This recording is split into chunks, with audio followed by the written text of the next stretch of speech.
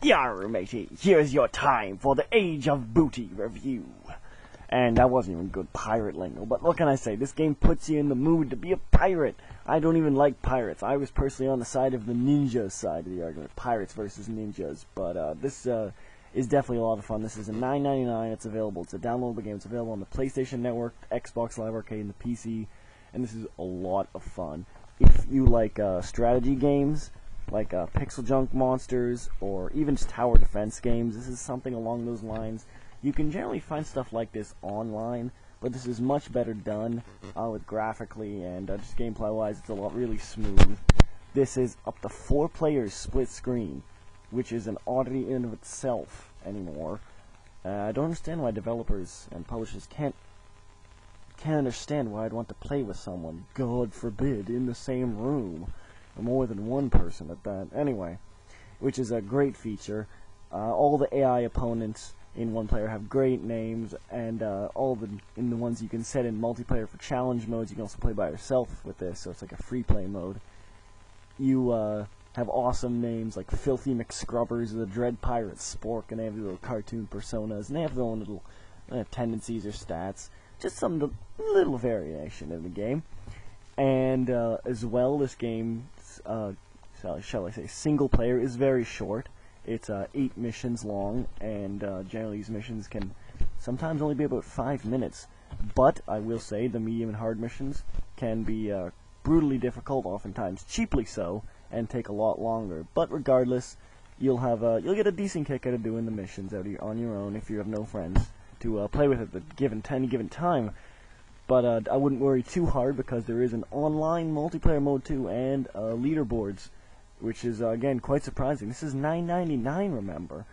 And if you do get tired of that and just want to play by yourself against the AI, you can, like I said, go to multiplayer mode and select any of the preset maps they've already made. And as well, once you download the game, for at least the PlayStation Network and Xbox Live Arcade, I'm sure, there's already a set of 8 to 10 more maps that you can have, adding to about another 30 or so maps extra on top of that, which is very nice, very good play value. And while some of them do feel a little samey, that's the sheer number of them is quite good. And you know what? After all of this, even after that, if you are dissatisfied with the amount of stuff, you can go into a map editor. Yes, this game has a map editor. And while there isn't a whole lot of options, because the game isn't that complicated, it does allow for some really great creativity.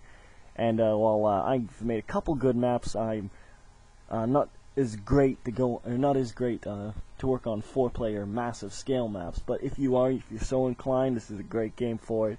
This isn't Little Big Planet with the amount of customization, don't get me wrong, but the level designer is quite pleasant, I will say, and fun to mess around with, if nothing else.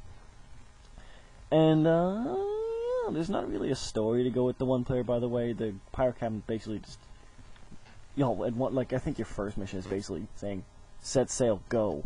That's the story. There's not even a tutorial, but there really doesn't need to be one. I'll briefly describe the play mechanics. It's almost like a base control game. You sail your pirate ship around a hexagonal board, and the hexagonal board is all done in real time, so you won't even notice the fact that it's on a board, like you're not turn-based or anything. You sail your little pirate ship around to different bases and on the coasts of places, and each have their own health bars, and you have your own cannons. You fire back and forth, and you can go back to your base to get healed, or any base you control you can heal from. And you have to take all the bases, or a certain amount of them, for each mission. Now among this, there's crates you can pick up rum and wood and gold to upgrade your towns for better defenses and health, and along with yourself for better weapons, speed, and armor. And there's slight visual changes at the end. For instance, at the end, if you upgrade your cannon all 3 times that are available, you turn into a small little battle cruiser, or upgrade all your speed, you get like kind of jets on the back of you, which is quite amusing and fits with the cartoon feel of the game quite nicely. Outside of a few things, there's really no music for this game, but I'm actually kind of glad of that, to be honest, because this really isn't a game you're going to spend a mass amount of time on anyway. Like, I mean, just playing by yourself, so you're not really going to notice all the massive music. And if you do, you can always just tune in your own music. It's not that bad. But one thing I will say that I did mention before, the maps can get brutally frustrating at times when you're playing by yourself. Just the balancing issue is not great. But and, you know, at the same time, like I said, this is $9.99, and I don't want to say a whole lot about this because there really isn't too much else to this game. If you like fun strategy / action games, and it's multiplayer, if you like map editors, you can play online too. Then you know what, this is of great value. I'm so glad I downloaded this so I can play with my friends, and this is one of the better downloadable games. Probably not the best one. I'd still say that honor goes to Pixel Junk, despite its absurdly hard expansion, but regardless, this is definitely something you should check out at least. There's actually a demo for it on the PlayStation Network. I'm sure there's one with Xbox Live Arcade and PC. And see if you take to it, because it's cheap, and in times like this, you can really save a lot of money, and it's good value. So check it out.